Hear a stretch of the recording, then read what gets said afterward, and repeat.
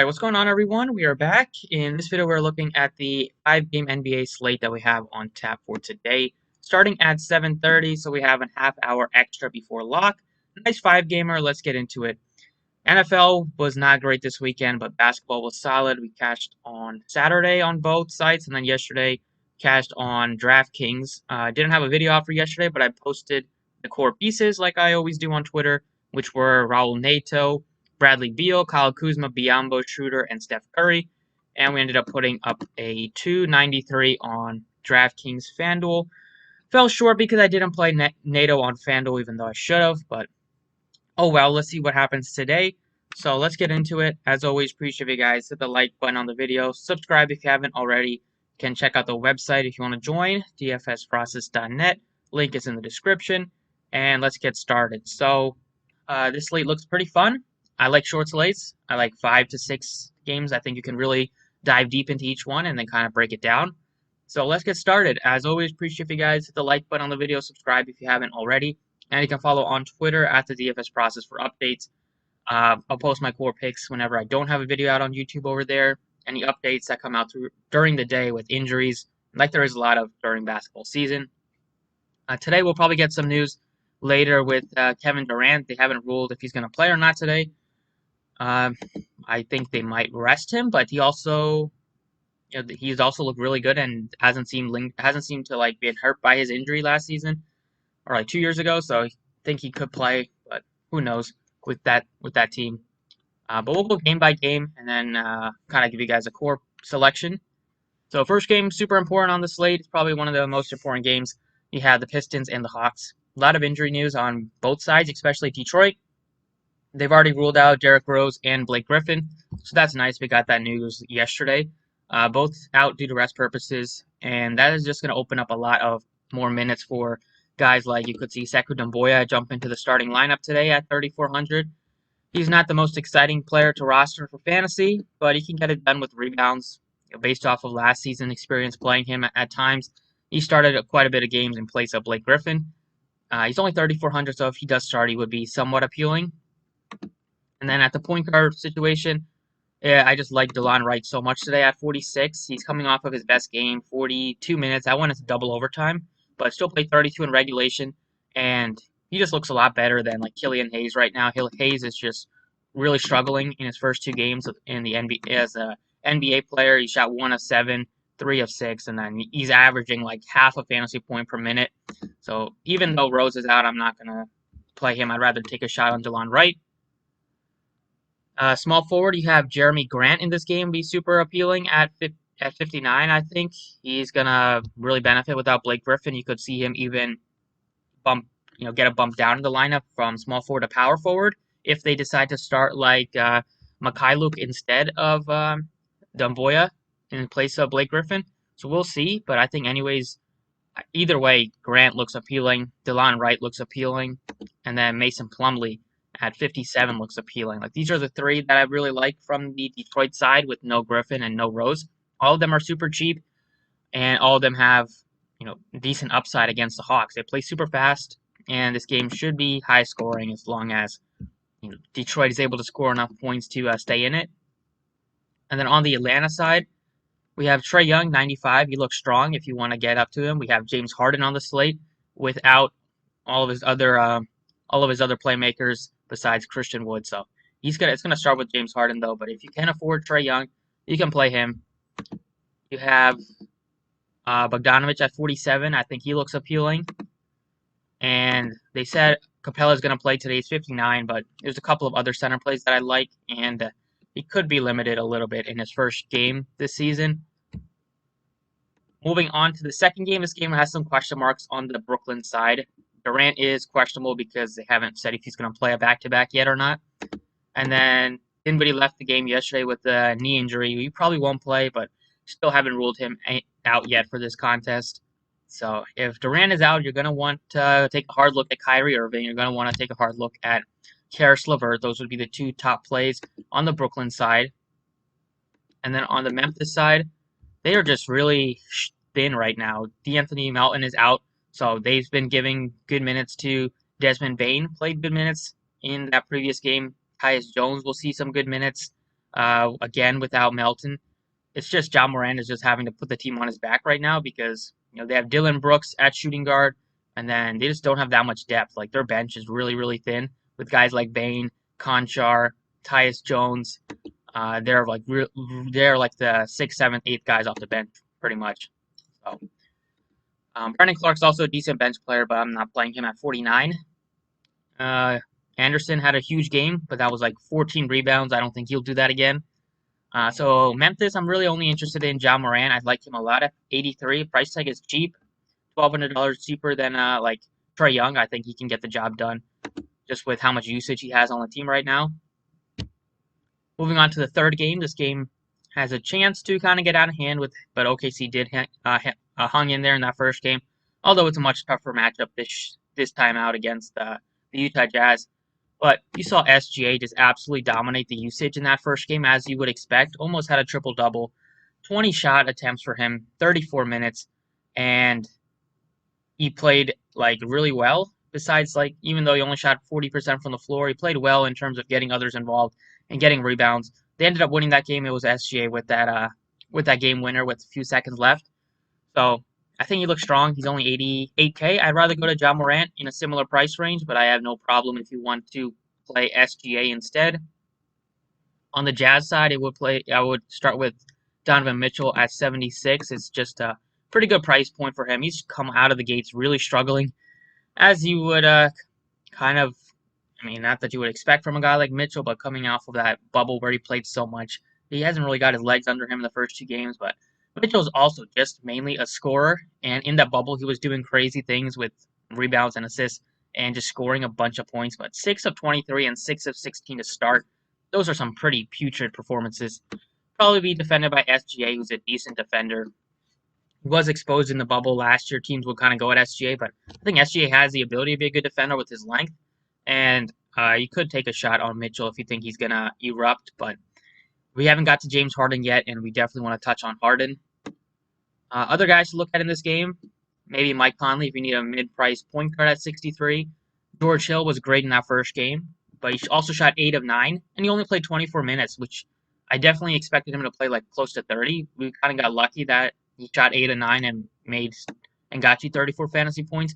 Price tag has not come up by $1,000, and you probably won't expect him to shoot 4 of 4 again. I think he's a good value play, but if he ends up being super chalk like he was last time out, then you could easily jump off of him. Pivot to a guy like Dort, who will play more minutes probably, and also pretty volatile, but if you get that ownership gap, you can be worth it. And then that's the reason George Hill didn't play that much is because the other rookie, Theo Maledon, played 20 minutes. Didn't play well, but they're in a rebuilding process, so they're gonna want to get their young guys involved. Like Hill could easily be traded during the deadline if a team needs a veteran. So pretty much it from the third game. Nothing too exciting. I don't think anybody's worthy of a core piece. Moving on to the fourth game, this game is very interesting. On the Houston side, they're down to 9 guys, but mainly like a few handful played a bunch of minutes. It's James Harden day again. No. They didn't want to fade him last time out, and he came through with 79 fantasy points. It was pretty like mega chalk in cash at least, but that's what happens when you have Harden without any other explosive playmaker. He's going to shoot a bunch. He's going to get others involved. The rebounds were only 4, but we've shown that have an upside to get those up as well, but he doesn't even need to with just how many assists he's going to have, with how many points he's going to score. Just puts a ball in the basket. It's against the Denver team, which will probably trap him, but I do not really care. 11-2 for Harden. I will gladly play him at that price point because I have the salary to make it work. And you want to look at the second favorite piece is Christian Wood, 7,200. Like that first game, he was 59. That was mega chalk and mega. Like he was a lock button in that first game, and his price tag has come up a little bit to 72. But I'm still going to play him. He's just such a high usage player. Even next to Harden, he's going to get his usage. Took 22 shots, 13 rebounds, and like playing next to PJ Tucker, who doesn't get any usage.